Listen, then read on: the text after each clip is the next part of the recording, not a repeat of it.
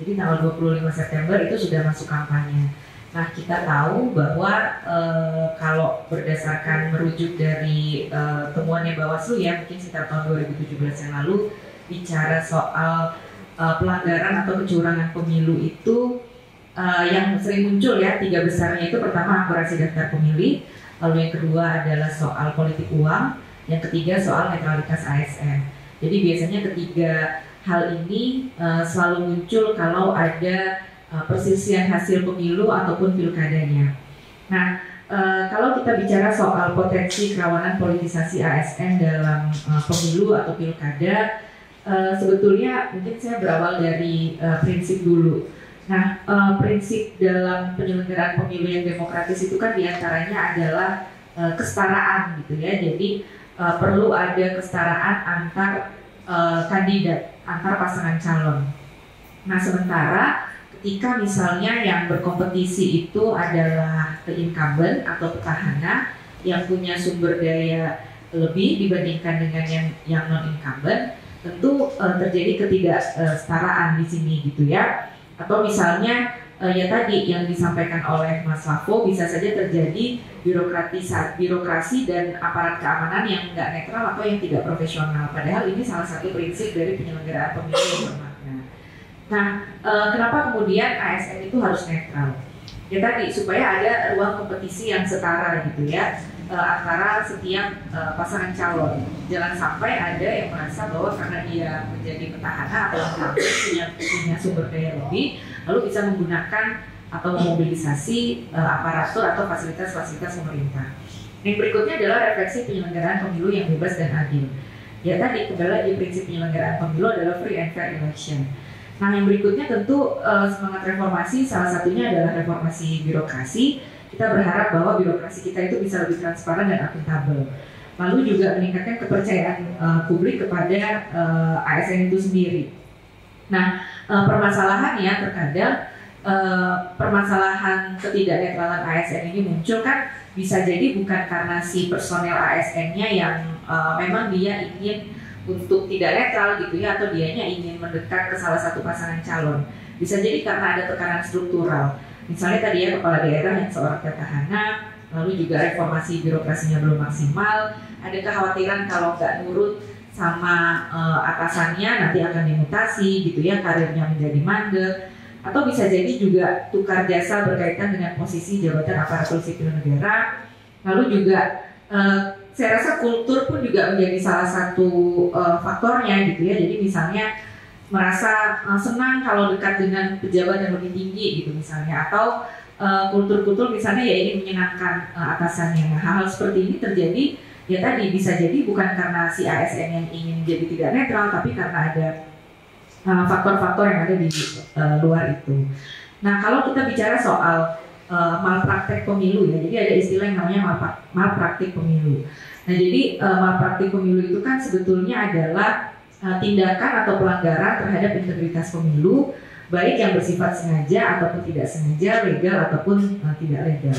Nah, kalau kita bicara soal kategori malpraktik pemilu, itu bisa kita lihat dari beberapa hal. Pertama dari sisi regulasinya. Apakah memang regulasi itu dibuat dengan sengaja supaya kecurangan itu terjadi?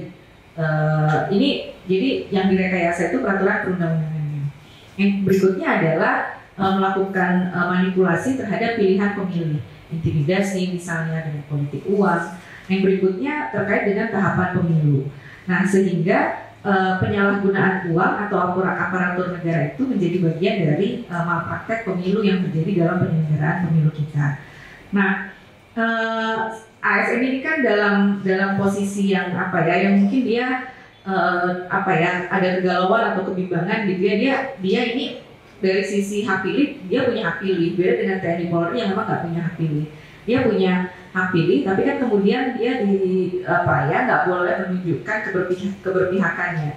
Dia dituntut untuk harus netral. Nah, yang berikutnya adalah ASN sendiri belum punya kita masih ada tantangan soal reformasi birokrasi. Tadi Mas Lampu mengatakan soal sistem meritokrasinya yang belum maksimal juga. Perlu ada sebuah lembaga yang memastikan itu berjalan. Yang berikutnya tadi, masyarakatnya masih permisif, lalu juga ada perilaku yang koruptif.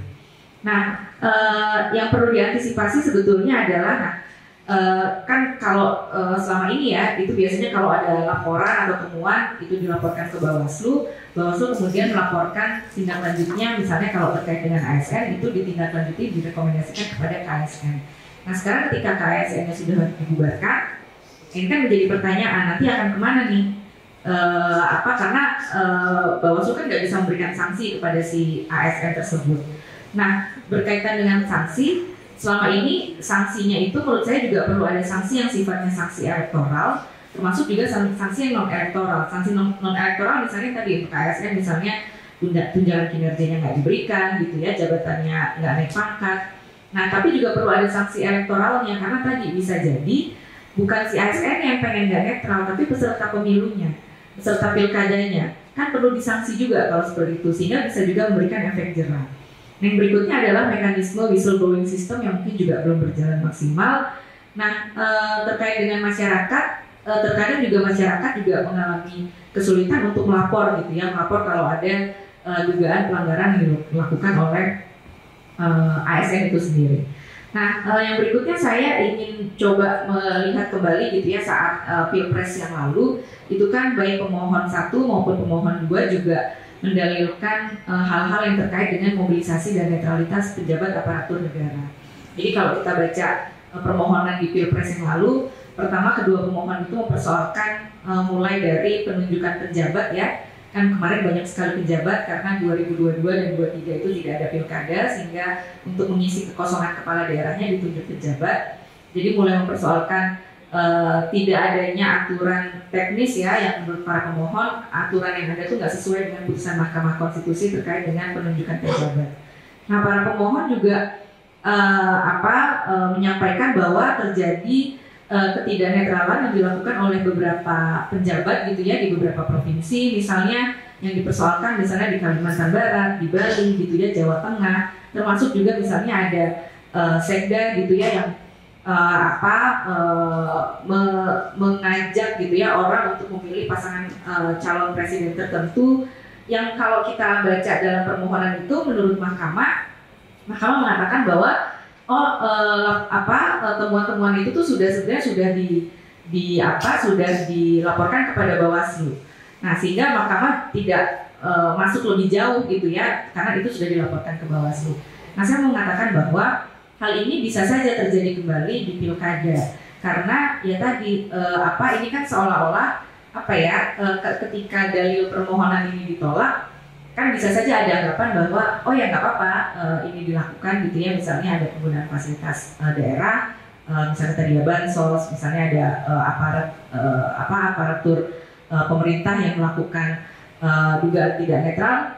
Sepanjang buktinya nggak cukup, karena kan kalau kita baca putusan Mahkamah Konstitusi juga Mahkamah mengatakan sulit nih membuktikan buktinya nggak cukup gitu ya, waktunya nggak cukup, sehingga ini menjadi kenormalan baru yang bisa dilakukan kembali saat pilkada gitu ya, yang sekarang tahapannya sebentar lagi sudah masuk masa kampanye, sehingga menurut saya ini menjadi penting untuk juga dicermati oleh masyarakat gitu ya di masing-masing daerahnya, karena pilkada ini di 545 daerah banyak sekali gitu ya, hampir seluruh provinsi kabupaten kota. Kenapa hampir seluruh provinsi? Karena hanya DIY yang tidak pilkada. Kalau kabupaten kota, seluruh kabupaten kota akan pilkada. Potensi apa yang terjadi di pemilu 2024 ya, yang Februari kemarin itu bisa saja terjadi di pilkada gitu ya, sehingga masyarakat juga perlu aware ya untuk memperhatikan atau melakukan pemantauan di masing-masing daerahnya.